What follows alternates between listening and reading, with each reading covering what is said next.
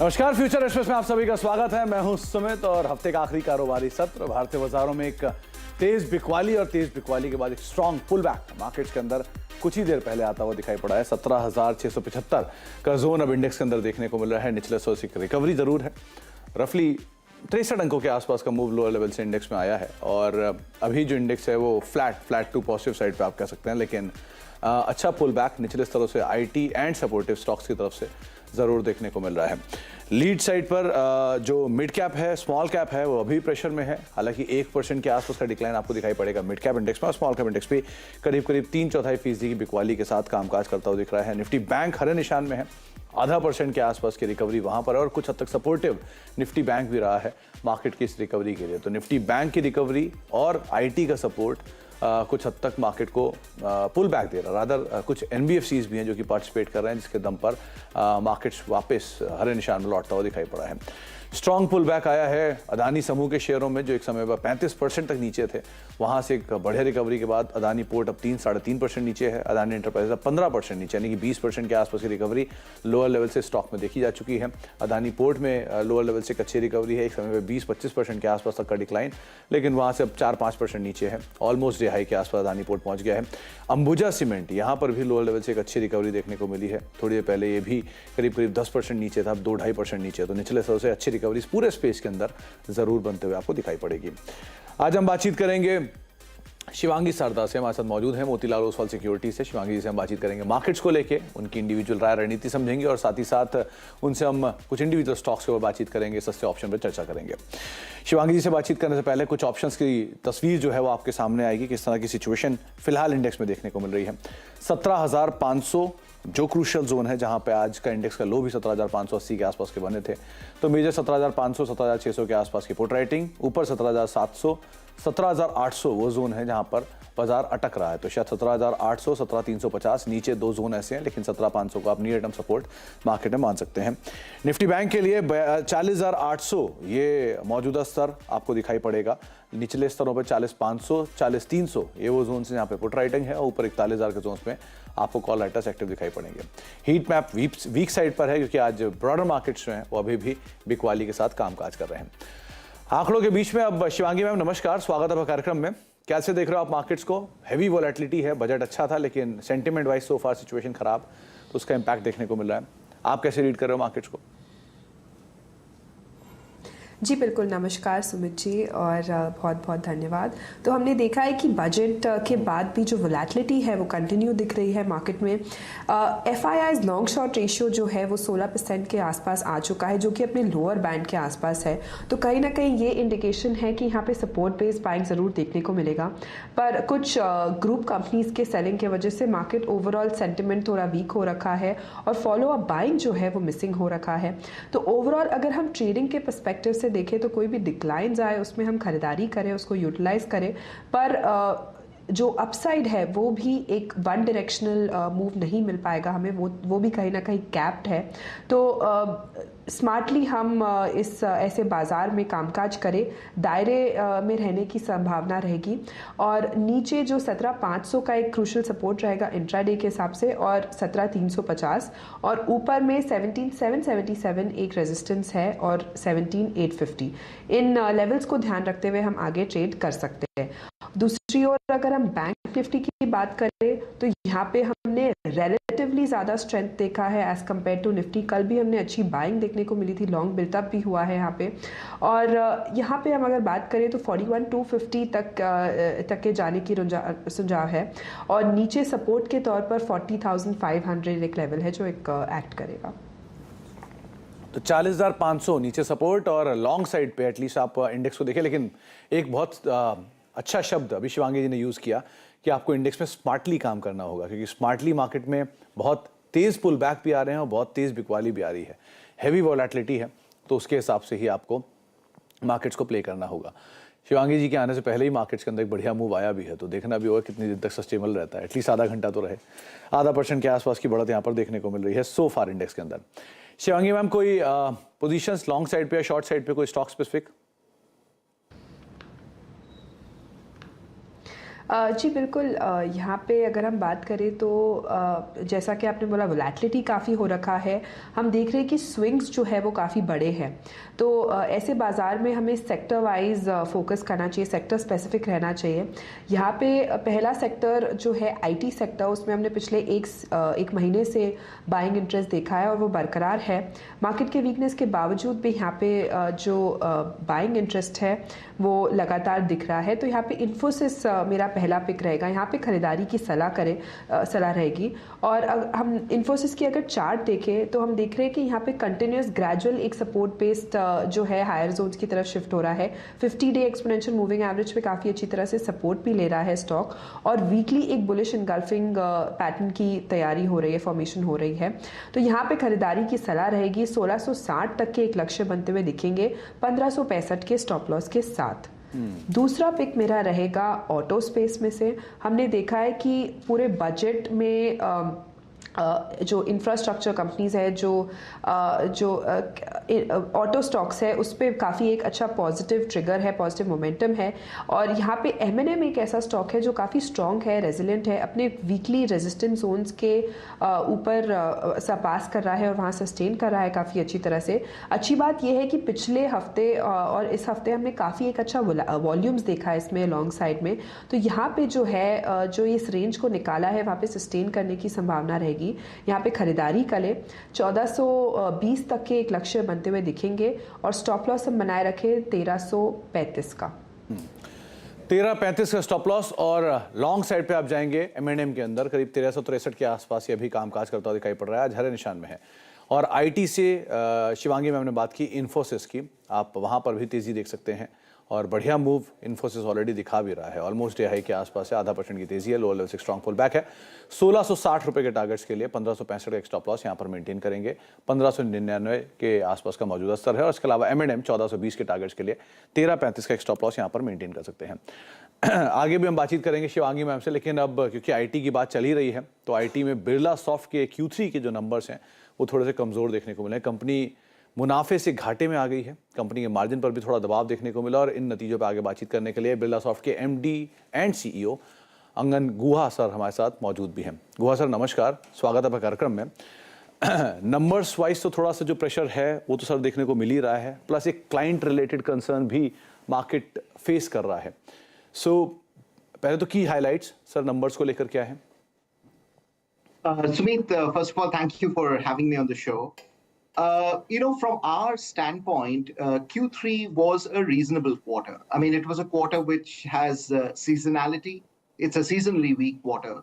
So if you really think about it, our revenues were flat, but from a rupee standpoint, you've seen our revenues grow 14% year on year. The profitability has taken a hit because we've provided $19 million because of Invacare. Invacare has filed for bankruptcy, and keeping good governance in place, we thought it is appropriate for us to take that hit. तो going forward क्या provisioning आपने इन्वाकेयर के लिए at least maintain कर रखी है, और कैसे आप देखोगे ये क्वार्टर में ही इट्स ऑल डन या फिर नेक्स्ट क्वार्टर में भी कुछ इम्पैक्ट आएगा इसका? So, Sumit, as far as Invacare is concerned, what we know today, we have provided for.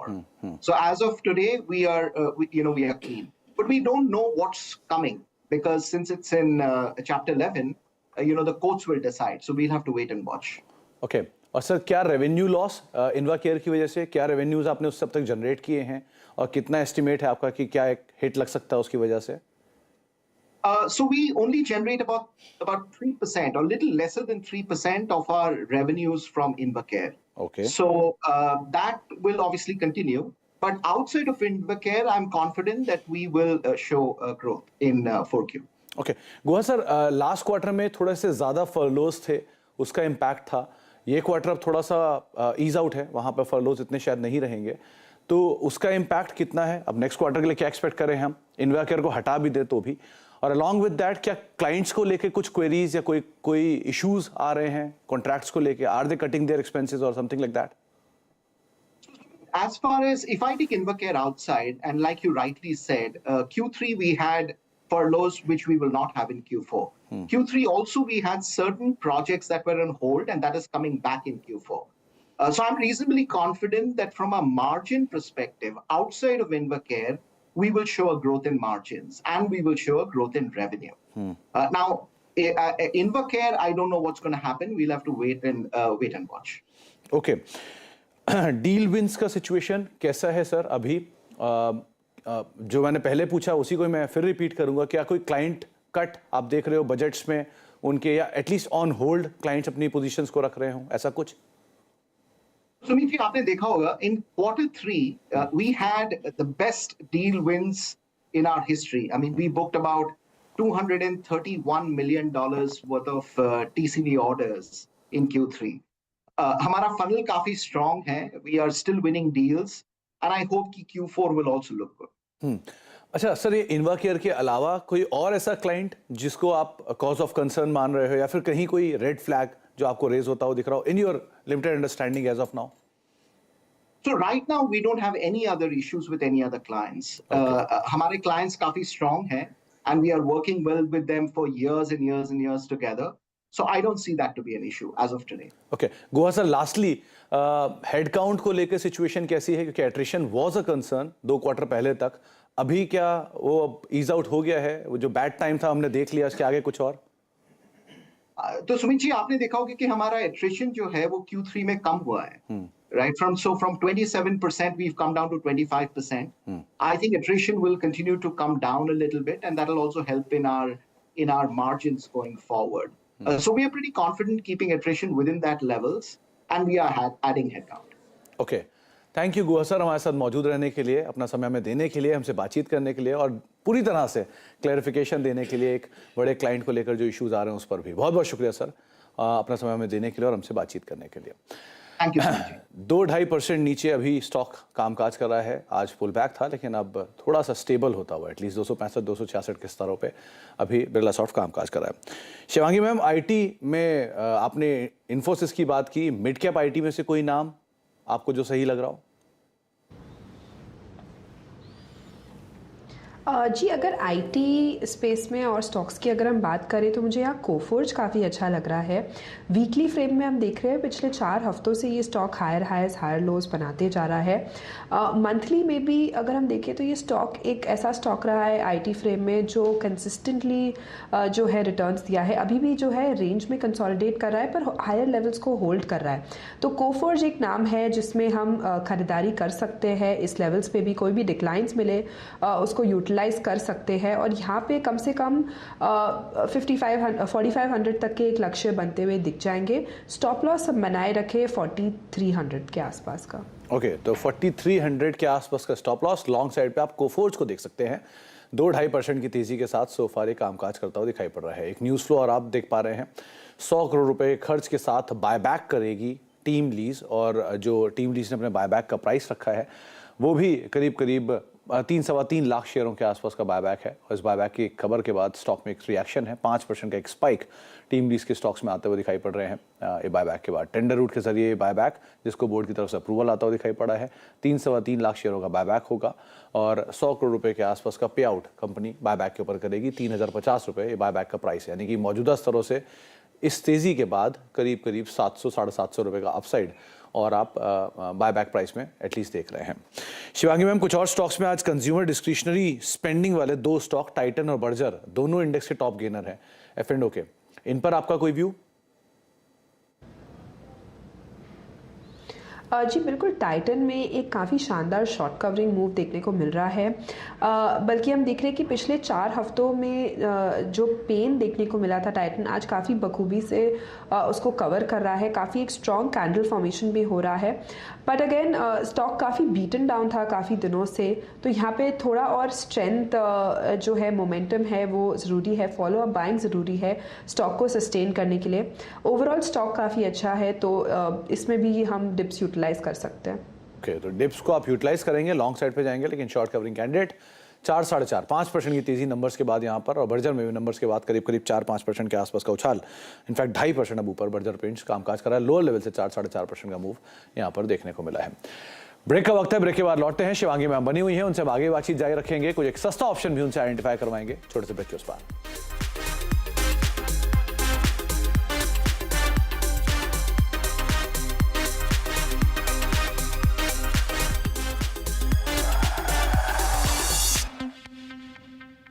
Mongia Steel presents Majboot Stocks of the Day.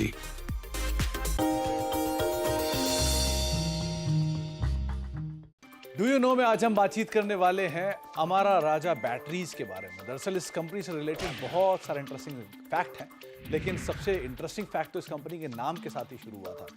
दरअसल इस कंपनी का जो नाम है अमारा राजा, वो एक्चुअल में जो एग्जिस्टिंग प्रमोटर हैं उनके ग्रैंड पेरेंट्स के नाम पर लिया गया था। जहाँ पर कंपनी के जो जयदेव गाला साहब हैं, उनके ग्रैंड पेरेंट्स में उनकी माता जी का नाम था अमरावती और साथ साथ राजगोपाल नायडू, इन दोनों को मिला के कंपनी का नाम अमारा राजा बना है।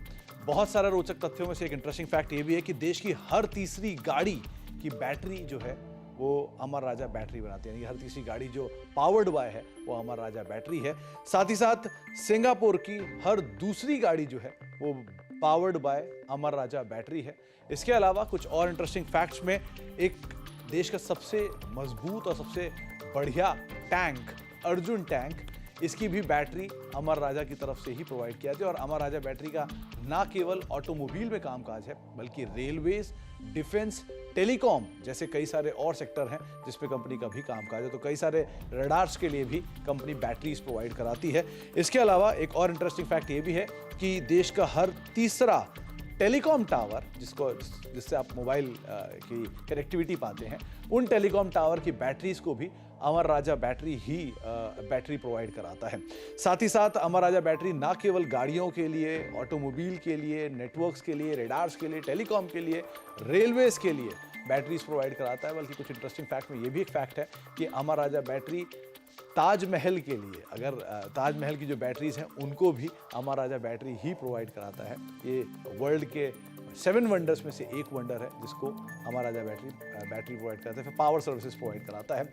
इसके अलावा ना केवल इतना, बल्कि प्रेसिडेंट हाउस को भी अमर राजा बैटरी की तरफ से ही बैटरीज प्रोवाइड की जाती हैं फॉर पावर बैकअप्स। तो ये एक और रोचक तथ्य है, यानी कि अलग अलग सेक्टर्स के साथ साथ कई सारी हिस्टोरिक और बड़ी बिल्डिंग्स के लिए भी जो बैटरीज या पावर बैकअप्स प्रोवाइड किए जाते हैं वो अमर राजा बैटरी की तरफ से ही प्रोवाइड किए जाते हैं। और साथ ही साथ एक और इंटरेस्टिंग फैक्ट ये भी है कि ये कंपनी बैटरीज के अंदर मौजूद है, पावर सर्विसेज के अंदर मौजूद है, टेलीकॉम, डिफेंस, रेलवेज, ऑटोमोबाइल के साथ साथ ये कंपनी जूस के कारोबार के अंदर भी है। और आपको हैरत नहीं होना चाहिए, कंपनी के गाला के नाम से जूसेस भी आते हैं। तो दक्षिण भारत में अगर आपको कहीं ये जूसेस मिलेंगे भी तो आप वो समझ सकते हैं कि वो अमर राजा बैटरी के ग्रुप की, यानी गाला ग्रुप की तरफ से ही ये आपको प्रोवाइड किए जा रहे हैं। तो कुछ इंटरेस्टिंग फैक्ट अमर राजा बैटरी से रिलेटेड आए, कुछ और फैक्ट लेकर आते रहेंगे।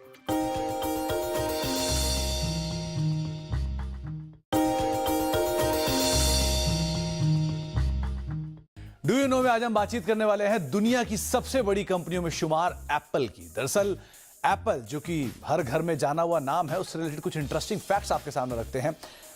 एप्पल जो कि दुनिया की सबसे बड़ी कंपनियों में शुमार है, एक समय पर यानी करीब करीब 26 साल पहले एप्पल बैंकरप्सी की कगार पर पहुंच गई थी, जहां पर माइक्रोसॉफ्ट ने, जो कि इनके बड़े राइवल के तौर पे शुमार होते थे, उन्होंने इस कंपनी के अंदर इन्वेस्टमेंट किया था करीब करीब $15 करोड़ का।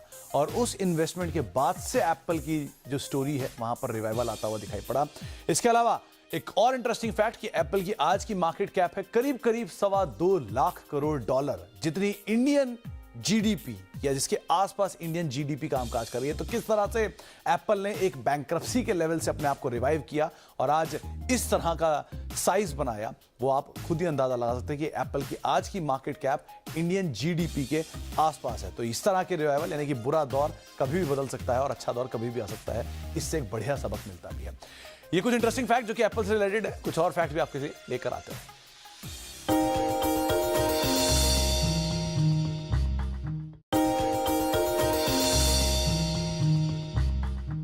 डू यू नो में आज हम बातचीत करने वाले हैं commercial vehicle maker Ashok Leyland की। दरअसल इस कंपनी की शुरुआत जो हुई थी वो रघुनंदन सरन साहब ने की थी, जो कि एक फ्रीडम फाइटर थे, और उन्होंने अपने बेटे के नाम पे इस कंपनी का नाम रखा था अशोक।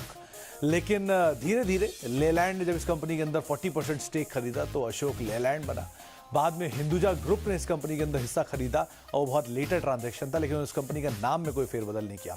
इनफैक्ट एक इंटरेस्टिंग फैक्ट ये भी है कि किसी भी हिंदुजा ग्रुप की तरफ से पहला इंडियन एक्विजिशन अगर उन्होंने कोई किया था तो वो अशोक लेलैंड का ही था, जो कि उन्होंने एक्विजिशन किया था।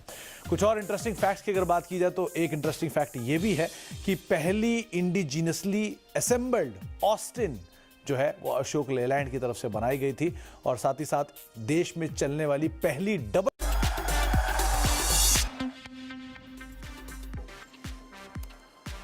अब देख रहे हैं फ्यूचर एक्सप्रेस और करीब करीब 71 अंकों की बढ़त करीब निफ्टी में देखने को मिल रही है। शिवांगी जी के आने के बाद से लेकर अब तक मार्केट 70 अंकों के आसपास की रिकवरी लोअर लेवल से दिखा चुका है। और साथ साथ निफ्टी बैंक और mid cap small cap index की बात करें तो निफ्टी बैंक करीब करीब आधा % ऊपर है, 200 अंकों की तेजी। स्मॉल कैप और मिड कैप इंडेक्स अभी भी लाल निशान में है, 100% नीचे है मिड कैप इंडेक्स और स्मॉल कैप इंडेक्स भी आधा % से 1% नीचे कामकाज कर रहा है। तो मोरलेस ब्रॉडर मार्केट्स के अंदर बिकवाली है, लेकिन इंडेक्स फ्रंट पे एटलीस्ट एक बढ़िया रिकवरी आपको दिखाई पड़ेगी। शिवांगी मैम, सस्ता ऑप्शन कौन सा चुना आपने?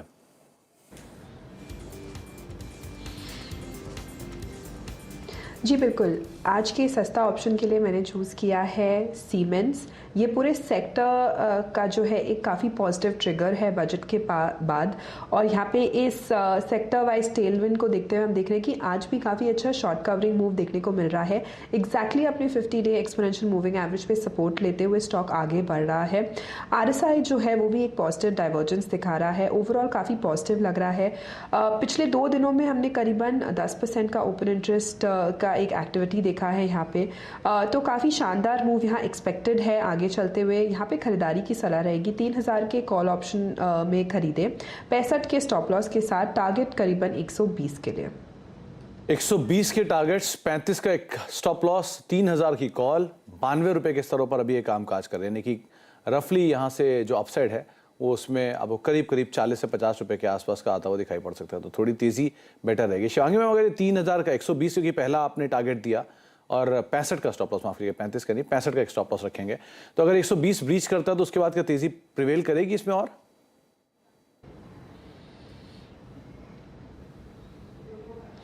जी बिल्कुल, यहाँ पे 3000 अब स्टॉक अभी क्रॉस करते हुए दिख रहा है, तो काफ़ी एक अच्छा शानदार मूवमेंट है। अगर हम स्मॉलर टाइम फ्रेम में भी देखें तो जो भी डिप्स है उसमें यूटिलाइज हो रही है बाइंग के लिए, तो यहाँ पे ज़रूर ख़रीदारी कर सकते हैं और इसमें जो है मोमेंटम बना हुआ रहेगा।